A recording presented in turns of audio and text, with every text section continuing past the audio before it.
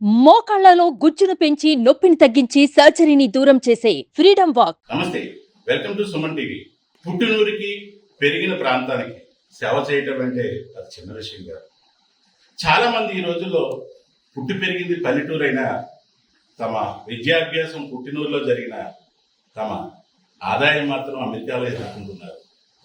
అటువంటి వాటికి అందరికీ దూరంగా తన పుట్టిన ప్రాంతానికి పల్లెటూళ్ళకు సేవ చేయాలనే ఒక గొప్ప విషయం చాలా మందికి తక్కువగా ఉంటుంది.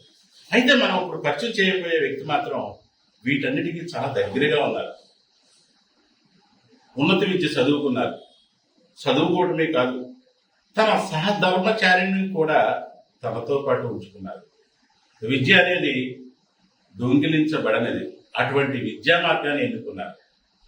ఈ రోజున ఆయన పేరు జగన్నాథరావు అయినప్పటికీ కూడా అందరూ కూడా ఫిజిక్స్ జగన్ సార్ అంటేనే సుపరిచితులు. రాష్ట్రాలు దాటిపోయారు. బెంగళూరు వంటి నగరంలో కూడా కార్పొరేట్ సంస్థల్లో పనిచేశారు. రాజస్థాన్ ఇటువంటి రాష్ట్రాల్లో కూడా వర్క్ చేశారు. ఉమ్మడి తెలుగు రాష్ట్రాల్లో కూడా అనేక కార్పొరేట్ సంస్థల్లో ఫిజిక్స్ సార్ అంటే తెలియని వారు లేరు. తల్లిదండ్రులకు సుపరిచితులు. ఎంతో మంది విద్యార్థులకు తన ఉన్నత విద్య ద్వారా మార్గాన్ని చూపించారు. అటువంటి జగన్ సార్ ఇప్పుడు జంగారెడ్డిగూడానికి అతి సమీపంలో ఉన్న కామారపుకోటలో, కామారపుకోట అంటే చక్కటి ప్రశాంతమైన వాతావరణం, చక్కటి గోదావరి తీరంలో ఉన్న ప్రాంతం.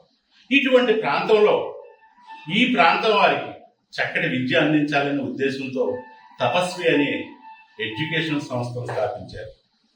స్థాపించడమే కాదు, దాన్ని ఎంతో మెరుగ్గా తీర్చిదిద్దాలనే ఆశయంతో ముందుకు వెళ్తున్నారు. ఎందుకు అసలు అంతా కూడా సిటీలకు తరలిపోతుంటే పల్లెటూరుని ఎందుకు ఎన్నుకున్నారు? పల్లెటూరు వాసులకి ఎందుకు సేవ చేయాలనుకున్నారు? తను చదువుకున్న దాన్ని 10 మందికి ఎందుకు పంచాలనుకుంటున్నారు? ఈ విశేషాలన్నీ కూడా ఈ ఎపిసోడ్లో తెలుసుకునే ప్రయత్నం చేద్దాం. నమస్కారం అండి. నమస్తే అండి. చాలా సంతోషం సార్. ఎందుకంటే ఈ రోజుల్లో చాలా మంది చదువుకున్నప్పటికీ పుట్టిన ప్రాంతానికి సేవ చేయాలనేది చాలా తక్కువ మందిలోనే ఉంది. మీరు మీ దగ్గర ఉన్న విద్యని 10 మందికి పంచాలనే ఉద్దేశంతో జంగారెడ్డిగూడానికి అతి సమీపంలో ఉన్న కామారపుకోటలో ఈ ప్రాంతంలో ఎంచుకున్నారు.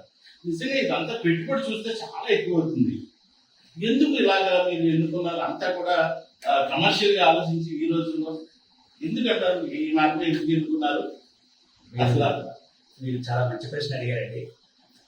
యాక్చువల్గా మనం చూసినట్లయితే కామారపుకోట కానీ జంగారెడ్డి కానీ చుట్టుపక్కల ఈ ప్రాంతాల్లో దాదాపు 70 నుంచి 75 విలేజెస్ ఉన్నాయి.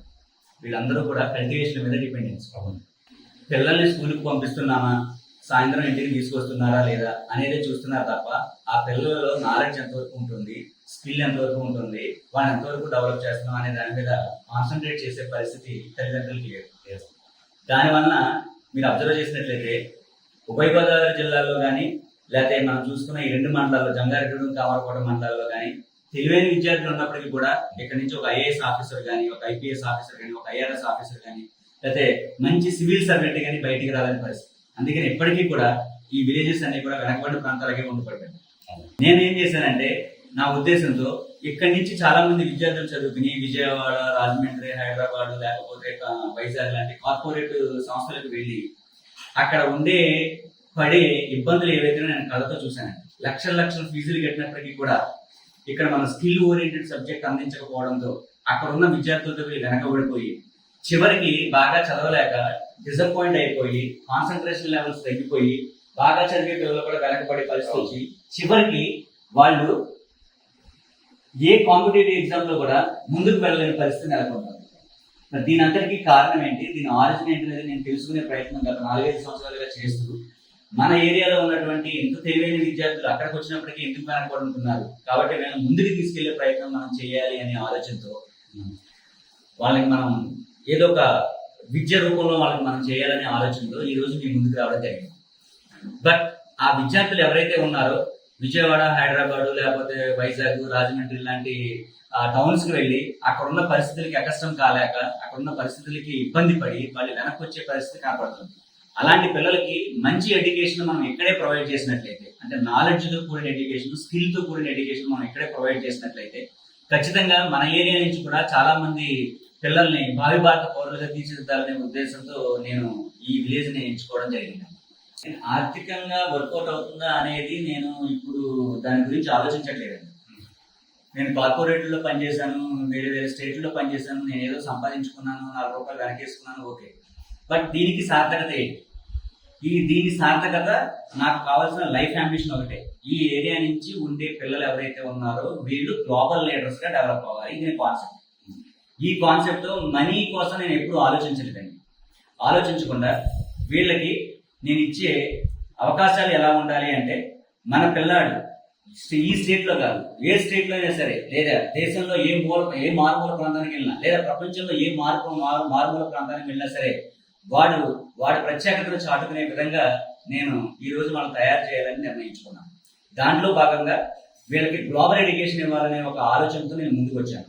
దాంట్లో ఏంటంటే, క్లాసులో 60 మంది 70 మంది పెట్టి ఒకే క్లాస్ టీచర్ ఉండి పిల్లల మీద కాన్సన్ట్రేట్ చేయలేక, వాళ్ళు హోంవర్క్స్ చేశారో చేయలేదు చూడలేక, వాళ్ళ నోట్స్ కరెక్ట్ చేయలేక, అంటే చిన్న వయసులో వాళ్ళు చేసే తప్పును సరిదిద్దే ప్రయత్నంలో టీచర్ ఫెయిల్ అవుతారు. ఆ టీచర్ ఫెయిల్ అవడం వల్ల ఆ ఫెయిల్యూర్ టీచర్ది కాదు, ఆ పిల్లాడే. అందుకనే పిల్లాడు ఫ్యూచర్ లో వాడు ఏదైతే అవ్వాలనుకుంటున్నాడో, తల్లిదండ్రుల యొక్క గోల్స్ ఏదైతే ఆ గోల్స్ ని ఫుల్ఫిల్ చేయలేక నిరాశతో వెనక్కి తిరుగుతున్నాడు. అందుకనే నేను ఈ రోజు దేశం అంతా చాలా ముందుకెళ్ళిపోతుంది. ఎలక్ట్రికల్ గాను ఎలక్ట్రానిక్ రంగంలో చాలా ముందుకెళ్ళిపోతుంది. ఒకప్పుడు మనం ఎగ్జామ్స్ పేపర్ మీద రాసేవాళ్ళం. ఈ రోజు ఎగ్జామ్స్ అన్ని కూడా ఆన్లైన్ ఎగ్జామ్స్. అతి ముఖ్యంగా మన ఏరియాలో ఉన్న తల్లిదండ్రులకి నేను తెలియజేయాల్సింది ఏంటంటే, ఇక్కడ మన పిల్లలకి మనం పేపర్ మీద ఎగ్జామ్ పెడుతున్నాం, కానీ ఫ్యూచర్ లో జరిగే ఎంసెట్ ఎగ్జామ్ కావచ్చు, ఐఐటి జేఈ కావచ్చు, నీట్ కావచ్చు, రాబోయే ఇంకా ఎనీ కాంపిటేటివ్ ఎగ్జామ్ ఏదైనా సరే వాళ్ళు ఆన్లైన్ ఎగ్జామ్ కండక్ట్ చేస్తున్నారు. వీళ్ళు ఇక్కడ పేపర్ మీద ఎగ్జామ్ రాయడానికి అలవాటు పడి అక్కడ ఆన్లైన్ ఎగ్జామ్ రాసేటప్పుడు ఆ ఆన్లైన్ ఎగ్జామ్ లో వీళ్ళు ఎలా రాయాలి అనే విషయంలో కన్ఫ్యూజ్ అయ్యి టైం మేనేజ్మెంట్ తెలియక చాలా మంది విద్యార్థులు తెలివైన వాళ్ళు అయినప్పటికీ కూడా ఫెయిల్ అవుతున్నారు. దాంట్లో భాగంగా నేనేం చేశానంటే టెక్నాలజీని ఇంట్రడ్యూస్ చేయడం జరిగింది. ఆ టెక్నాలజీలో ఏంటంటే, ఒక క్లాస్కి 24 మంది విద్యార్థులు మాత్రమే ఉంటారు. దాంట్లో 24 చైర్సే ఉంటాయి, ఒక్క చైర్ కూడా ఎక్కువ వేసే అవకాశం లేదు. అన్ని ఏసీ డిజిటల్ క్లాస్ రూమ్స్. అంటే మీరు అనుకోవచ్చు, మీరు చిన్నప్పుడు పాటల్లో చదువుకున్నాం, ఇప్పుడు ఏసీ డిజిటల్ క్లాస్ రూమ్స్ ఏంటి, ఏసీ పెడితేనే పిల్లలు చదువుతుందని ఒక ఆలోచన పేరెంట్స్ లో రాలేదు. అది కాదు. పిల్లాడు ఎక్కువసేపు కష్టపడాలి అంటే కనుక వాడు మార్నింగ్ ఏ ఫ్రెష్నెస్ అయితే స్కూల్కి వచ్చాడో, ఏ ఫ్రెష్నెస్ అయితే ఉంటున్నాడో, అదే ఫ్రెష్నెస్ తో ఈవినింగ్ వరకు కనుక కంటిన్యూ అయితే కనుక వాడు వేరే వాటి మీద అవగాహన లేకుండా ఖచ్చితంగా సబ్జెక్ట్స్ మీద మాత్రమే ఫోకస్ పెట్టే అవకాశం ఉంటుంది. కాబట్టి ఆ ఏసీ రూమ్స్ ప్రొవైడ్ చేయడం జరిగింది. మరి డిజిటల్ క్లాస్ రూమ్స్, ఈ డిజిటల్ క్లాస్ రూమ్స్ ముఖ్యంగా మన ఏరియాలో ఎక్కడక్కడ ఎటు చూసినా సరే 100 కిలోమీటర్ల రేడియస్ లో ఏ స్కూల్లోనూ లేని పరిస్థితి. బట్ ఎందుకు డిజిటల్ క్లాస్ రూమ్స్ అంటే, సార్ ఇప్పుడు ఎన్ని స్కూల్స్ ఉన్నాయి, చాలా స్కూల్స్ ఉన్నాయి. మీకు ఏలూరు అండి, పట్టణాలు లేకపోతే ఇటువంటి సంగారెడ్డి, లేకపోతే సమీపంలో రాజమండ్రి, ఒక పల్లెటూరులో తపస్సులు పెడుతున్నారు. తపస్య లాంటి స్కూలు, ఈ స్కూల్స్ అన్ని తలదన్యలా ఉంటుందని కూడా మీరు చెప్తున్నారు. ఖచ్చితంగా అయితే మన ప్రాంతం చూస్తే చాలా పల్లెటూరు వాతావరణం, రైతు వారి కుటుంబాలు, ఫీజులు అవి చూస్తే మరి ఇవన్నీ కార్పొరేట్ స్థాయిలో ఉంటాయంటారా, జనరల్ గా ఉంటాయా ఫీజులు? యాక్చువల్గా అంటే ఫీజు విషయంలో మేము ఈ అవకాశాలు ప్రొవైడ్ చేసేది ఏదైతే ఉందో ఇవన్నీ కూడా విద్యార్థుల యొక్క భవిష్యత్తును దృష్టిలో పెట్టుకుని మాత్రమే ఈ ప్రయత్నాలు చేస్తున్నాం. దీనివల్ల ఉపయోగం ఏంటంటే, ఈ ఇయర్ లేదా నెక్స్ట్ ఇయర్ మేము పెట్టే ఫీజు ఏదైతే ఉందో లోకల్ స్కూల్స్ కాలేజెస్ ఎలా ఫీజులు పెట్టారో అవే ఫీజులు పెట్టుకున్నాం. బట్ దానికి మించి ₹1 కూడా ఎక్కువ కలెక్ట్ చేసే పరిస్థితి కూడా లేదు, చెయ్యం కూడా. ఎందుకంటే మన ఏరియా మొత్తం కల్టివేషన్ మీద డిపెండెన్సీ. కాబట్టి ఈ పేద ప్రజలు ఉన్న వాళ్ళు ఉన్నారు, బిలో మిడిల్ క్లాస్ ఉన్నారు, అప్పర్ మిడిల్ క్లాస్ ఉన్నారు, వీళ్ళందరినీ కూడా ఒక తాటి మీద తీసుకురావాలి. ఒక రిక్షా దొక్కుకునేవాడు కూడా తన పిల్లల్ని మంచిగా చదివించాలన్న ఆలోచనతో ఉన్నాడు. దీనికి మేము ఇచ్చేటువంటి అవకాశం ఏంటంటే, ఎవరైతే మంచి పిల్లలు ఉన్నారో, బాగా చదివే పిల్లలు ఉన్నారో, వాళ్ళు లక్షలు వేలు కట్టి ఫీజులు కట్టి చదివించలేని పరిస్థితుల్లో వాళ్ళు కనుక మా దగ్గర తీసుకొచ్చి మమ్మల్ని అప్రోచ్ అయినట్లయితే, మేము మా స్కూల్లో లేదా కాలేజీలో ఒక 20% ఆఫ్ ద సీట్స్ పేద విద్యార్థులు ఎవరైతే ఉన్నారో, బాగా చదివే విద్యార్థులకి మేము అతి తక్కువ ఫీజులకి వాళ్ళు కట్టినా కట్టకపోయినా సరే ఆ విద్యార్థులకు మంచి భవిష్యత్తు ఉండాలి, తండ్రి పడే కష్టం పిల్లలు పడకూడదనే ఉద్దేశంతోనే మేము ముందుకెళ్తున్నాం తప్ప, మీరు అన్నట్టు ఈ రోజు లాభాలు వచ్చేసి మేమేదో కోట్లు సంపాదించాలనే ఆలోచన కూడా లేదు. ఎందుకంటే మేము పెట్టే ఇన్వెస్ట్మెంట్ కి మేము కలెక్ట్ చేసే ఫీజుకి అసలు సంబంధమే లేదు. బట్ కాకపోతే ఈ విద్యార్థులు పలానా తపస్య ఎడ్యుకేషన్ ఇన్స్టిట్యూషన్ లో చదివిన విద్యార్థులు ఎవరైతే ఉన్నారో వీళ్ళు సొసైటీలో తలెత్తి తిరిగే పరిస్థితి కల్పించబడడానికి మేము చేసే ప్రయత్నంలో భాగంగా, అంటే మా సాటిస్ఫాక్షన్ మేము ఏదైతే ఉందో, అంటే అందరూ బిజినెస్ చేస్తారు, అది ఎడ్యుకేషన్ ఇస్తామన్నారు. అటువంటి స్త్రీ మన జగన్ సార్ వెంట కూడా ఉన్నారు. ఆవిడ చదువుకున్న వ్యక్తి, ఉన్నత విద్య అభ్యసించిన ఆవిడ సౌజన్య. ఈ స్కూల్స్ అన్నిటికీ కూడా కరెస్పాండెంట్ గా వ్యవహరిస్తున్నారు. ఎంతో అనుభవం. జగన్ సార్కి ఎంత అనుభవం ఉందో మేడం గారికి కూడా అంతే అనుభవం ఉందని చెప్పాలి. అసలు ఈ స్కూల్స్ ని దగ్గరుండి పర్యవేక్షించేది కూడా మన సౌజన్య మేడం. ఈ స్కూల్స్ లో ఆడపిల్లల విషయంలో కావచ్చు, లేదా స్టూడెంట్స్ విషయంలో కావచ్చు, ఎటువంటి కేర్ తీసుకుంటారు? వారి భవిష్యత్తును బంగారు బాటగా తీర్చిదిద్దడానికి వారు తీసుకునే చర్యలేంటి, అవన్నీ కూడా తెలుసుకునే ప్రయత్నం చేద్దాం. నమస్కారం మేడం. జగన్ సార్ అంటే ఏదో అంటారు, జగమెరిగిన బ్రాహ్మణుడికి జంగం వేలన్నట్టు ప్రత్యేకించి మనం చెప్పాల్సిన అవసరం లేదు. జగన్ సార్ అంటే ఫిజిక్స్ సార్. కానీ మీరు కూడా లవ్ మ్యారేజ్ ఏమన్నా నిజానండి? అది ఎంత అంటే ఒక మనసులో కలిసే ఉద్యోగంలో చేసే పనిలో కూడా మీరు ఎంతో చక్కగా దృష్టి పెట్టి చేస్తాను. నేను చూశాను, చాలా చూశాను. ఈ విజయం కూడా మీదే పాత్రలో వచ్చుకోసారు.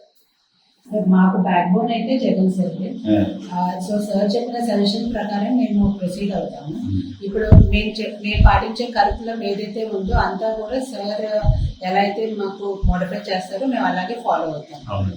సో ఇప్పుడు ఇన్స్టిట్యూషన్స్ రన్ అవ్వడానికి కూడా వెనకాల బ్యాక్ లీడ్ అంతా ఆయన చెప్పినట్టుగానే మేము చేస్తాం. సో ఇక్కడ లోకల్ ప్రజల అభిరుచుల దృష్ట్యా మేము ఇక్కడ దీన్ని మోడిఫై చేయడం జరిగింది. ఎందుకంటే మనం సిటీ కల్చర్ ఎక్కడ పెడితే ఎవరు కూడా మనకి అట్రాక్ట్ అవ్వరు. సో ఎందుకంటే ఈ లోకల్ స్కూల్స్ లో లేని ఫీచర్స్ ని మేము ప్రొవైడ్ చేస్తున్నాం. సో లోకల్ స్కూల్స్ లో చూసుకున్నట్లయితే మీకు maximum out of 6 schools 2 schools కు మాత్రమే గ్రౌండ్ అనేది సదుపాయం ఉంది. గ్రౌండ్ ఉన్న పేరుకు మాత్రమే ఉంది ఆ గ్రౌండ్.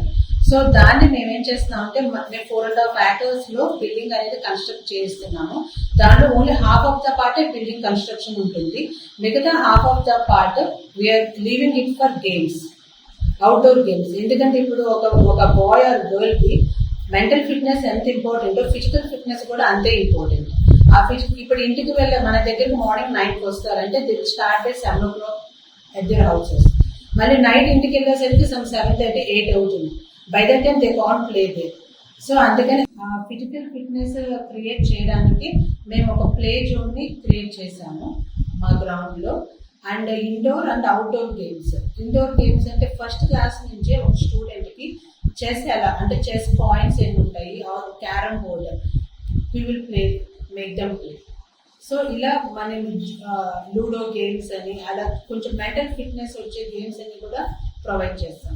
అండ్ ఇందాక మీరు అడిగారు ఆడపిల్లలకి ఎలాంటి మీరు ఫెసిలిటీస్ అనేవి ప్రొవైడ్ చేస్తున్నారు అని.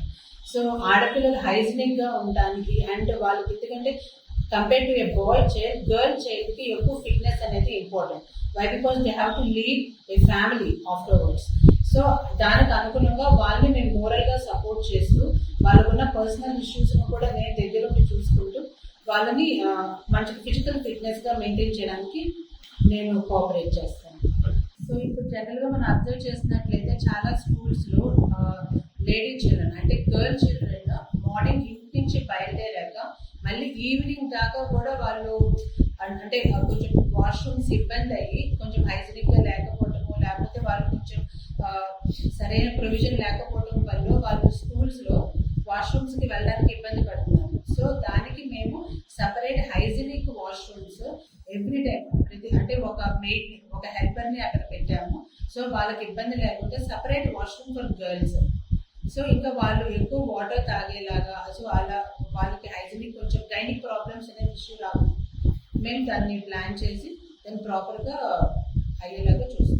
Good morning everybody. Inter results విడుదలైంది కదా, అందులో నాకు 463 స్కోర్ చేశాను. And I'm very proud to be N Vikas student. లోకల్లో ఎంతో మంది జగన్ సార్పై అవన్నీ తప్పని అందరికీ తెలుస్తుంది ఈ రిజల్ట్స్ చూస్తుంటే.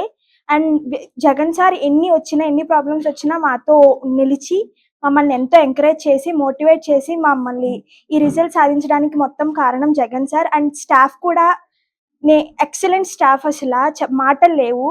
అండ్ మీరు చూడొచ్చు ఎక్కడ ఇన్ని ఫెసిలిటీస్ ఉండవు. గర్ల్స్కి చాలా మంచి ఫెసిలిటీస్ ఉంటాయి. బాగా గర్ల్స్ని బాగా టేక్ కేర్ చేస్తారు sir. And no words about Vikas and very proud to be a student of this. ఏ పని చేసినా ధైర్యంతో ముందుకు వెళ్ళాలంటారు. నిజంగా అటువంటి ధైర్యం మన జగన్ సార్కి కలిసి వచ్చిందని చెప్పాలి. ఆయనకున్న అపూర్వమైన అనుభవం, ఆయనకున్న ఉపాధ్యాయ దక్షత, ఇవన్నీ కూడా ఆయన తోడయ్యాయి. ఏ సంస్థ స్టార్ట్ చేసినా చాలా టైం పడుతుంది వాళ్ళకి అడ్మిషన్స్ అవ్వాలంటే. కానీ మనకి ఇక్కడ ఉన్నది మాత్రం ప్రారంభానికి ముందే అడ్మిషన్స్ అయిపోయినాయి. మొత్తం క్లాసెస్ అని మితంగా కూడా అడ్మిషన్స్ వస్తున్నాయి కదా అని ఎక్కువ మందిని తీసుకోకుండా పరిమితమైన సంఖ్య వారికి విద్యను అందించాలంటే ఇందాక మనకు చెప్పినట్టు ఒక క్లాస్కి 24 మంది ఎలా ఉంటారో ఒక స్కూల్కి ఇంతమంది ఉండాలి మొదటి సంవత్సరంలో అనే ఒక నమ్మకంతో ముందుకు పోతున్నారు మన జగన్ సార్. ఈయన చేసే ప్రతి పనికి కూడా అటు పేరెంట్స్ వైపు నుంచి కూడా ప్రోత్సాహం ఉంది. ఈ సంస్థ మరెన్నో విజయాలు సాధించాలని, విద్యార్థులు భవిష్యత్తు బంగారు బాటగా నిలవాలని మనం కూడా కోరుకుందాం. ఇది తాజా పరిస్థితి. మరో ఎపిసోడ్తో మేము ముందుంటా. Please subscribe Suman TV. Suman టీవీలో మీ పర్సనల్ అండ్ బిజినెస్ ప్రమోషన్స్ కోసం కింది నెంబర్కి కాంటాక్ట్ చేయండి.